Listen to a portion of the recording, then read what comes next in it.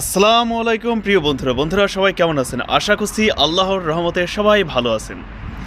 বন্ধুরা, আমি যেই জায়গাটাতে থাকি পর্তুগালের যে গ্রামের একটা শহরে বা আপনার যে গ্রামে থাকি সেই গ্রামটা কিন্তু আমার পুরো গ্রামটা কিন্তু আমার পেছন সাইডটাতে। তো আপনারা কম বেশি অবশ্যই অনেকজনই জানেন যে আমি কিন্তু বর্তমানে অবস্থান করছি পর্তুগালের একটা গ্রামে। তো ইতিপূর্বেও কিন্তু আমি এই গ্রামের দু একটা ভিডিও দিয়েছি। একটা ভিডিও দিয়েছি রাতের বেলার রাতের সৌন্দর্য, আরেকটা ভিডিও দিয়েছি এখানকার যে দিনের সৌন্দর্য, সেই দিনের সৌন্দর্যের একটা ভিডিও কিন্তু ইতিপূর্বে আমার এই চ্যানেলে আপলোড করা আছে।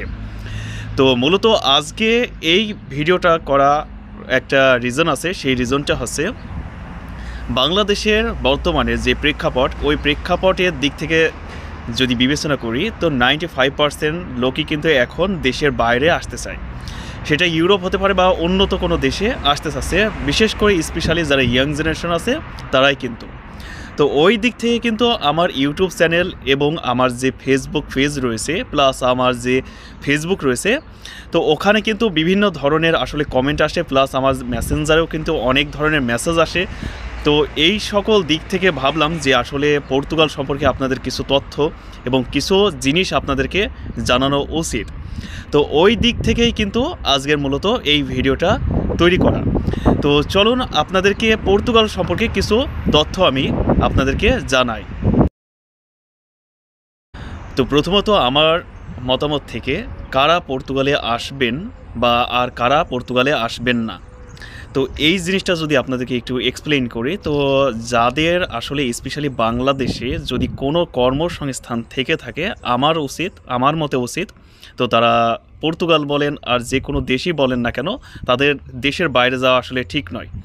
আর যদি আপনার দেশে যদি কোনো কর্মসংস্থান না থেকে থাকে তো সেই ক্ষেত্রে আপনি যে কোনো দেশের জন্য ট্রাই করতে পারেন। সেটা পর্তুগালও হতে পারে বা আপনার যে কোনো ইউরোপের দেশগুলোও হতে পারে, অথবা আপনার এর থেকে উন্নত দেশগুলোও হতে পারে। এটা সম্পূর্ণ নির্ভর করবে আপনার উপরে। কিন্তু যদি আপনি কোনো ধরনের কর্মসংস্থানের ভিতরে আসছেন তো সেই দিক থেকে আমি আপনাকে সাজেস্টেড করব যে রিকমেন্ডেড করব যে আপনারা সেখানেই ভালো আছেন, দেশের বাইরে যাওয়ার কোনো দরকার নাই। এবার আসুন যে পর্তুগালে আসলে পরে আপনার পজিটিভ দিক আর নেগেটিভ দিক। তো পর্তুগালে মূলত আসলে পরে আপনাদের যদি পজিটিভ দিকের কথা বলি তাহলে আপনারা জানেন যে পর্তুগাল কিন্তু মূলত যে সেনজিন দেশ রয়েছে বর্তমানে 27টা, তো ওই 27টা দেশেরই কিন্তু এও একটা অংশ বা অন্তর্ভুক্ত। তো ওই দিক থেকে পর্তুগালে আসলে আপনি কিন্তু দেখা গেছে এখানকার যদি সিটিজেনশিপ পান বা এখান থেকে যদি পাসপোর্ট নিতে পারেন, কালেক্ট করতে পারেন যদি লাল পাসপোর্ট, তাহলে দেখা গেছে আপনি হয়তো বা অন্য কোনো দেশে ভালো জায়গাতে গিয়ে সেটেল হতে পারবেন। তো বিষয়টা প্রথম কথা কিন্তু এইটা। তো দ্বিতীয় কথা হচ্ছে যে পর্তুগালে আসার পর কিন্তু আপনাকে ভীষণ পরিমাণ কিন্তু স্ট্রাগল করা লাগবে। তো আপনি ভাবছেন যে হয়তোবা পর্তুগাল খুব অল্প দিনের ভিতর পাসপোর্ট দিয়ে দেয়, তো ওই পাসপোর্ট দিয়ে আপনি কোনো দেশে গিয়ে স্থায়ী নেবেন, তো সেটা নিতে পারেন।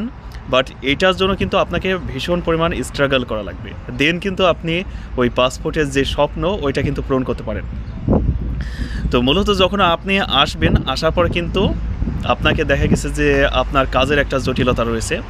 যে কোম্পানির মাধ্যমে আসছেন সেই কোম্পানিতে যদি কাজ পান তাহলে তো আপনার জন্য মহা প্লাস পয়েন্ট, আর যদি কাজ না পান তাহলে কিন্তু আপনার জন্য বিশাল একটা দুর্ভোগ। তো ওই দিক থেকে দেখা গেছে আপনার কাজের একটা বিশাল সংকট। আর 2 নম্বরে যেটা আপনার দেখা গেছে যে কাজের সাথে সাথে আপনার বাসস্থানে থাকার জন্য কিন্তু একটা বিশাল ইউরোপ জুড়ে, বিশেষ করে স্পেশালি পর্তুগালে কিন্তু বিশাল একটা সমস্যা তৈরি হয়েছে। তো ওই দিক থেকে চিন্তা ভাবনা করবেন যে আপনি পর্তুগালে আসবেন কি আসবেন না। আর অন্যান্য পেপারস তো রয়েছেই, যে সকল পেপারসগুলোর জন্য কিন্তু আপনাকে অনেক হ্যারাসমেন্টের শিকার হতে হয়। তো এই সকল দিক বিবেচনা করে যখন কোনো দেশে পাড়ি দেবেন তখন এই দিকগুলো অবশ্যই ভেবে দেখবেন।